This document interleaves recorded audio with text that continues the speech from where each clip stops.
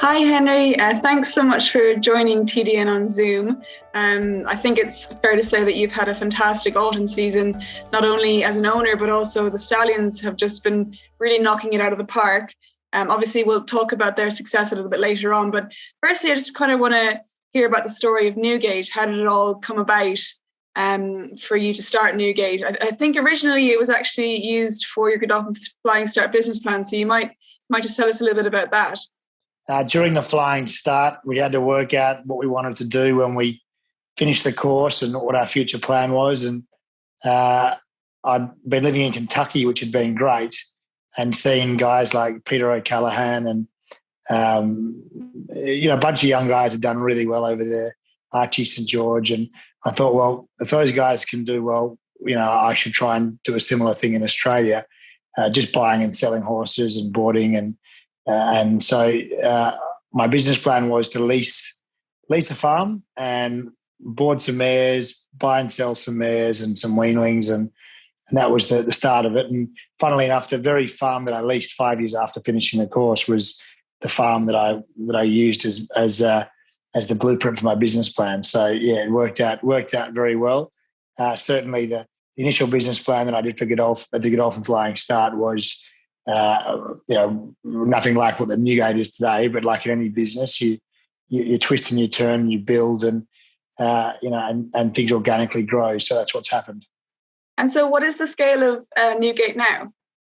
Yeah, Newgate is owned now by myself, Gavin Murphy of SF Bloodstock, and Matthew Samblom, the three of us, and we've built it up to 2,000 acres, 1,000 acres on the main farm. We have 11 stallions.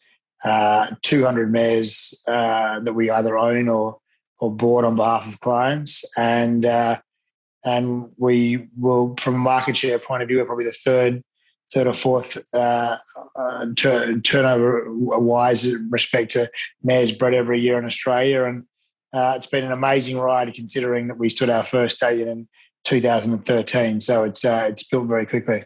Yeah, you've definitely done huge things down in Australia, and Newgate's definitely becoming an industry leader. Just in the years since you started Newgate, was there ever a breakout moment where you thought, okay, yeah, we're on the road, we're going to make it, or was there a year that you really thought that you were achieving what you'd set out to do? It's a great question. I actually don't feel that we've made it yet. I sort of always, we've got an unbelievable team of I think we've got the smartest group of young people around our crew, Newgate crew, headed by Jim Kerry, who's our stud manager, Bruce Slade, bloodstock manager, Tubber Williams, who's a little bit older, but he's young at heart, and he's our director of stallions, an amazing CFO. So we've built just a wonderful group of young talent around us. Jackson Beers as well, great guy. So from there, we've that's been the key to the whole deal, just building that talent up and having such a wonderful, strong group of people around me all the time. Obviously, with Gavin Murphy, who works closely with Tom Ryan at SF Bloodstock, and Matthew Samblom, got some amazing brains there that I'm bouncing off on a daily basis. And that's really the core of how it all works. I think as far as the point where you feel we've made it, well, we're pushing ourselves every day, every week, every month, every year to get better and better and better, to get better stallions, better mares, better everything, work out how to produce better racehorses. And we're constantly pushing ourselves to improve all the time. And that, I think that's what has made us good, that we just, even at this point where we've, one of the biggest operators in the country, we don't want to be number 3 or 4. We want to be number 1, and that's a clear statement that we're all clear on. And it's been an amazing ride. But it's just a matter of, I think, methodically building and sticking to the vision. And you have good times and tough times, but as long as everyone on the team stick together and keep building in the right direction, the net results can be always positive. The Australian industry seems to go from strength to strength, and I think owners down there get a huge return on their investment when they're racing horses, and I think the breeding industry is so strong down there as well. How would you describe the economics of racing and breeding in Australia compared to other industries? if you're a young person with talent that wants to do well in this business, Australia is the place you've got to be. We've got an amazingly healthy racing industry, an amazingly healthy breeding industry, terrific export markets to Asia, and young people that have talent get a go in this country. People, if you want to work hard and you want to build something, Australia, people give opportunity to those that have talent and that are willing to work hard. I think America. When I finished the Flying Star course, I actually went to America and I was tossing up whether to come back to Australia or stay in America. And I think America, was massively the land of opportunity 20, 30 years ago. It still is a great country and there's still great opportunity there. But I think Australia, in many ways, in this business is a new America. If you're young and whether you want to be a horse trainer, you want to be a bloodstock agent, you want to be in media, you want to run a stud farm, there is so much opportunity in Australia to build a great business. And we've seen, I look at like someone like Annabelle Neesham, who's came out from England a couple of years ago. She's worked her backside off, and she's taken on the big boys in Sydney. As one of the most up and coming trainers, and she's being incredibly successful. Just an example of someone that's come from the Northern Hemisphere, rolled their sleeves up and done well. But there are so many examples. Sebastian Hutch, who's the general manager of Bloodstock at Inglis, he's hugely pivotal to the Australian bloodstock market, and he's a young Irish guy that's just come here, worked hard, done well. James Harron, he's probably he's one of the leading bloodstock agents, if not the leading bloodstock agent in Australia. We arrived in Australia at the same time to work for Coolmore. He's a young guy that's just got a huge amount of talent and worked very hard. There are so many examples. And I think that if young people, be they from anywhere in the world, Africa, America, Europe, anywhere in Asia, it's easy to recognise this is the place where you get opportunity if you want to work hard. And that's a great thing for us. It's a great thing for our industry because talent, as I said before, from a micro perspective, building Newgate is it's really the key to how we built Newgate. And from a macro perspective, if we get the biggest talent pool coming into this country, it'll only allow our industry to keep building and snowballing in the future. Well, you mentioned there young talent, and I think we better start talking about the young talent that's on your stallion roster. I think, you went into this year with 4 freshman sires on the list, if I'm correct, and they've done exceptionally well. Can you just maybe tell us about the exploits of those young stallions? Well, it's been amazing. It's been really, really amazing. We went out and we identified those 4 horses as being, the fastest horse of the generation in Australia. A Blue Diamond winner, a Golden Slip winner, and a Coolmore winner. And we had belief in the horses. We then went out there between SF Bloodstock and Matthew and myself and all the shareholders and all the horses and supported them with wonderful mares. And to see the job they're doing, there's been no stud farm in history that's had 3 Group 1 winning three first crop sires, 3 Group 1 2-year-old races in their first crop ever in this country. To see Capitalist, he was the highest earning 2-year-old in history, a horse that we raced a part of, and a horse now that's going to nearly certainly break all records for the highest earner of prize money in Australian history for a first crop sire with 2-year-olds. So it's been amazing. Flying Hardy, he himself probably should have won the Blue Diamond. Then he's produced a Blue Diamond winner in his first crop. And Extreme Choice, who's produced the Golden Slip winner in his first crop. Like, you couldn't make it up. But we're very proud of the fact, we've been very lucky. We're not underestimating the value of luck, but we've gone in there and we've had 3 young stallions that look like they're going to be a hugely important part of the fabric of this industry in the next decade. And, that'll really set the farm up for a long time. They'll go on with a horse like Deep Field, who's one of the leading young stallions in Australia, who's dynamite in Hong Kong. He's a top 10 active sire by worldwide earnings in Australia. His oldest are only 4-year-olds at 2 crops. So we've got amazing young talent around us with the stallions. And Not to mention some of the horses coming through. We've got Russian Revolution's got his first runners this year. Well, that horse was a lightning fast sprinter by Schnitzel.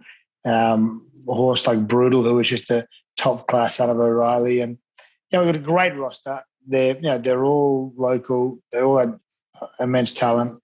Some make it, some don't. But the strike rate of certainly these crop of horses in the last couple of years has been amazing. And if the stallions we're picking and supporting and making the grade, all of our clients are doing well, and our business will continue to flourish. And I just want to take you back to the beginning of the year. You were going into the year with these 4 horses.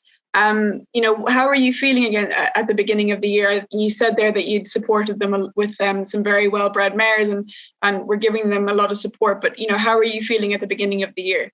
I felt very confident. Like Capitalist certainly was a horse whose yearlings were so good last year that it would have been amazing if they couldn't run. Flying Artie, he was one of the, he's probably the best racehorse we've had in our roster. He was a monster of a racehorse, and he had some horses I think will get better as 3-year-olds. They're kind of raw horses, but I reckon they've always got a lot of talent, and they're going to keep improving. And Extreme Choice with a small foal crop, he had a really, really hot group of yearlings from a small number. So I felt very confident. I was like, if these horses aren't going to make the grade, well, what's the point in playing the game? And it's been amazing just to see how well they've done. When Cap Devant won the Group 1 Champagne Stakes the other day, a horse that we bought as a yearling and raced with our great racing partners, I just thought to myself, well, we may as well stop. This doesn't happen, what's happening. But it's been great, and it's been a lot of hard work and a lot of investment. And so it's important that success is important when you devote so much time, energy and resources to the cause. And so Capitalist heads your roster now. For any of us who maybe haven't seen Capitalist before, how would you describe him? He's 16 hands. He's beautifully balanced horse, unbelievable forearm, short cannons, massive hip, most wonderful hind leg you'd ever see. Just a medium-sized, incredibly muscular, powerful, gorgeous horse. He's a really, really belting physical, and his stock are the same, and his stock. And he's good about his stock too. Is like he was one of the best 2-year-olds we've seen ever in Australia. But his stock, interestingly, are good from 1,000 metres and have won Group 1 races up to a mile. Even last Saturday, there was a Capitalist that won a 7 furlong, really good race at Hawkesbury. So they're versatile as well, which is a sign of a good stallion. I know that you've had shuttlers on your roster before, but do you think shuttling Capitalist to Europe or America could be on the cards down the line? We've had a few approaches to send Capitalist to Europe to shuttle. And it's always a hard one to work out because he's so valuable to us, and can we get a good enough return in sending him? But I would say I'd love to see it, because I'm sure that if that stallion went to Europe, he would inject so much precocity and speed. I think he could break every record as a first crop sire with 2-year-olds. I'd love to see it. We're very well known in Australia for having the best sprinters and breeding an amazingly precocious horse, and no horse fits the bill better than Capitalist. I think if he went to Europe and he shuttled, I really think he could break all the records. I think it'd be amazing to see. Big shareholder base, so we'd have to work through all that. I'm not saying it'll happen, but it'd be amazing if it did happen. You mentioned earlier on in the interview, the importance of Gavin Murphy and Matt Sandbloom to the operation, and obviously they've been instrumental in Newgate's success over the years. You might just tell us a little bit about the importance of your relationship with them, and also, I think you've had some success with China Horse Club, and most recently Starlight Racing, who were actually part of Captivant, and I think that's their first Group 1 winner in Australia. You might just tell us how those relationships developed. For sure. Well, probably our first relationship with our racing team that was built was with Mr. TOR King China Horse Club, Michael Wallace, who we bought Dissident with maybe 6 years ago, and I think won 4 Group 1s with them, and we've had a great relationship with them since, and we've raced a lot of great horses together, both here in Australia with Newgate and also in the United States with SF Bloodstock.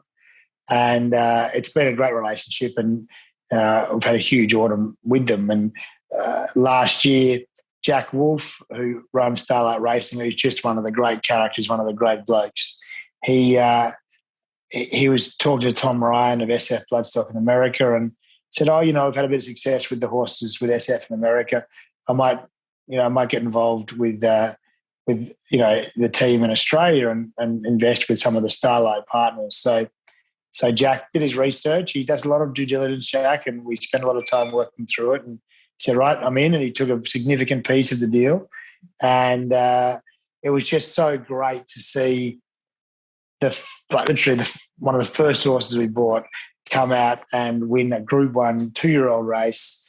A really good horse, Cap Devant, a horse that I think he's got a Guineas, Caulfield Guineas, our main Guineas race written all over him in the spring. We've had Zoom calls with Jack and Corbin and all the Starlight team and all the ownership group. And I think that what Starlight can do is for American owners that want to get involved in Australia and put their toe in the water, if you go on with Starlight, you'll get a great experience and you'll get access to the best quality bloodstock, highly managed. There's some really cool guys in the US investment group of Starlight that own the equity in the horses in Australia. And I would really encourage anybody that was, anyone that wanted to get involved in Australia for a small piece, get in touch with the Starlight team because they'll have the time of their life. And you mentioned earlier on in the interview that, you'd spend some time in America and were weighing up maybe staying in America versus going back to Australia. What's your investment, your own personal investment like in America at the minute? No, it's really SF, who myself and Gavin and Tom work very closely. Obviously, one of the biggest bloodstock investors around the world, particularly in America, where Tom drives the ship every day. So that really is the vehicle for the time and energy that I spend. Before COVID, maybe 4 trips a year to America. I do buy a lot of mares with Gavin and Tom to come back to Australia, to go back to Newgate. And American mares, fast American mares, have been hugely successful. The first Group 1 winner that we bred here actually was a filly called Foxplay, by Fox Wedge, out of a quick El Prado mare, a quick American mare. So, so we actively go out and try and buy those fast American mares with outcross blood, and they're very suitable for the Danehill line stallions that we have here in Australia. The other thing with America, which is interesting, is Winstar has been a wonderful template. Template's maybe the wrong word, but I've seen Winstar build via my association with SF, and Elliot Walden and David Hanley, have built that business very quickly into, very, very, maybe one of the world's great powerhouses of stallion operations. So they've been kind enough, Elliot's been kind enough to share a lot of his IP with us, and we've sent a lot of people over to spend some time in the office there. We share, we use PM advertising. We've been lucky to Newgate to have that, just to see, how they built their business, and we've sat, a few years behind them building ours, and they've been majorly successful and a huge help to us growing our operation. So Henry, what's next for Newgate? What's the vision for the next 5 to 10 years at Newgate? Well, that's a good question. I mean, we want to be we're amongst the top farms in Australia now. We've managed to do that, in 10 years since setting up. We'd like to be the number one. And so that just equates to working harder, thinking harder, building as well as we can. It all comes down to having the best stallions. So to keep accumulating the best stallions we can. We're really happy how our business is running. We're really proud of the land we've got. We're really proud of the way we're raising horses. The